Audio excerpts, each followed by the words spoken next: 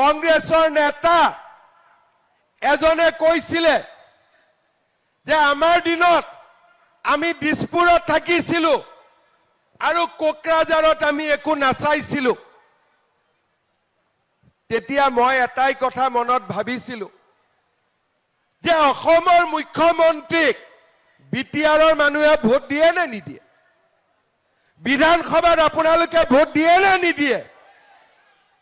যদি মুখ্যমন্ত্ৰীজন বাহিৰে বাহিৰে থাকে সমস্যাৰ সমাধান হ'ব নেকি?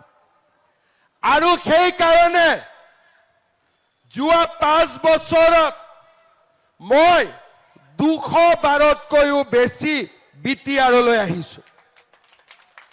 কাৰণ যেনেকে দিছপুৰৰ মই মুখ্যমন্ত্ৰী, যোৰহাটৰ মই মুখ্যমন্ত্ৰী, ডিব্ৰুগড়ৰ মই মুখ্যমন্ত্ৰী, মই ওদালগুৰি আৰু কোকৰাঝাৰৰো মই মুখ্যমন্ত্ৰী।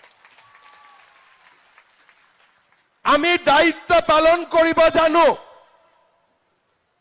আমি ৰাইজৰ হৃদয়ৰ দুখ আৰু কষ্ট আমি অনুভৱ কৰিব পাৰো। আৰু তাৰ কাৰণে মোদী ডাঙৰীয়াই ৰাইজক বিনা পইচাত চাউল দিয়ে,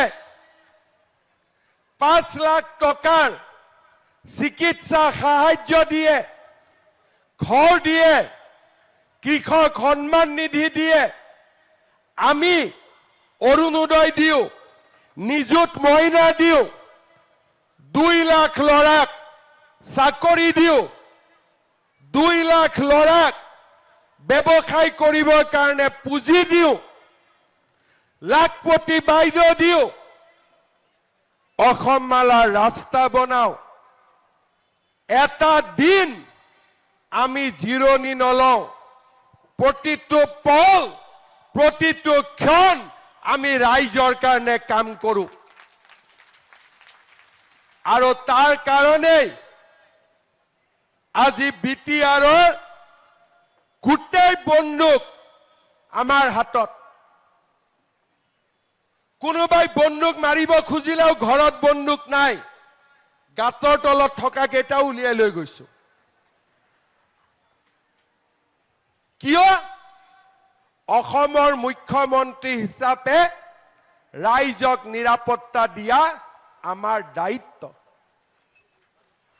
সেই দায়িত্ব মই পালন কৰিছো।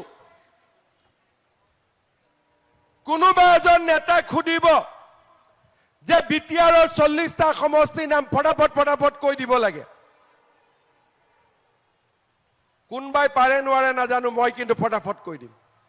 কাৰণ সকলোতে মই যিকোনো খবৰৰ বাবে যোগাযোগ কৰক 7099017330 লগতে 7099017110 নম্বৰত।